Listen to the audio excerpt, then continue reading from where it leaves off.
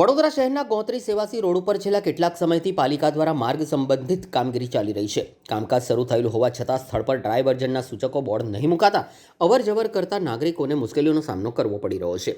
ત્યારે સ્થાનિક ward number 10ના Congress પ્રમુખ હાર્દિક આમોદિયાએ પાલિકા તંત્ર સામે માંગણી કરી છે કે રોડ પર તાત્કાલિક સૂચના બોર્ડો મૂકવામાં આવે જેથી અકસ્માતોને રોકી શકાય અને લોકોનું સુરક્ષિત અવરજવર સુનિશ્ચિત થાય। હાર્દિક આમોદિયાના કહેવા મુજબ ગોત્રી સેવાસી રોડ ઉપર લાંબા સમયથી ચાલતું હોવા છતાં પણ સુરક્ષા વ્યવસ્થાનો અભાવ છે।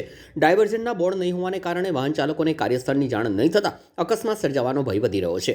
તેમણે પાલિકા તંત્રને આ બાબતે તાત્કાલિક પગલાં ભરવા આહવાન કર્યું છે જેથી નાગરિકોને હેરાનગતિ ન થાય અને કોઈ અનિચ્છનીય ઘટના ન સર્જાય। આ સંદર્ભે હાર્દિક આમોદિયાએ મીડિયા સમક્ષ પોતાની માહિતી આપી હતી અને સુરક્ષા માટે તાત્કાલિક કાર્યવાહી કરવાની પણ માંગ કરી હતી।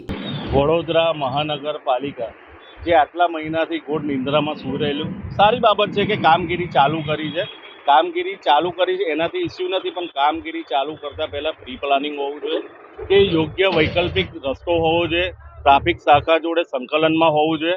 આ સિંગલ પટ્ટી રોડ છે, આમને સામે એક્સિડન્ટ થશે એનો જવાબદાર વડોદરા મહાનગરપાલિકા હોય, વોર્ડ ઓફિસર હોય, એન્જિનિયર હોય અને કોન્ટ્રાક્ટર હોય। કારણ કે આ એવી સિચ્યુએશન ઊભી થશે કે 5 થી 7ના ગાડામાં ફૂલ ટ્રાફિક જામ થશે।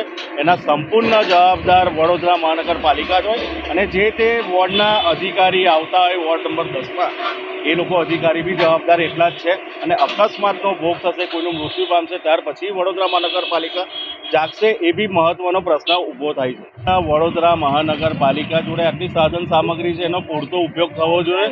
કારણ કે આ લોકોનો અકસ્માત થશે, લોકોની જાન જશે, એમનું કંઈ જવાનું, કોઈનું ફેમિલી આખું બરબાદ થઈ જશે, એ મોટો પ્રશ્ન છે। એના કરતાં પહેલાં જો વેડાનું વળતર મળવું જોઈએ અને જે બી અધિકારી છે એને પોતે સ્થળ પર ઊભું રહેવું જોઈએ કે જે તે એન્જિનિયર છે અને જે ટ્રાફિકનો જે મામલો છે એ ટ્રાફિકનો મામલો બી દૂર થાય અને ટ્રાફિકના સંકલનમાં લઈને આ કામગીરી કરવી।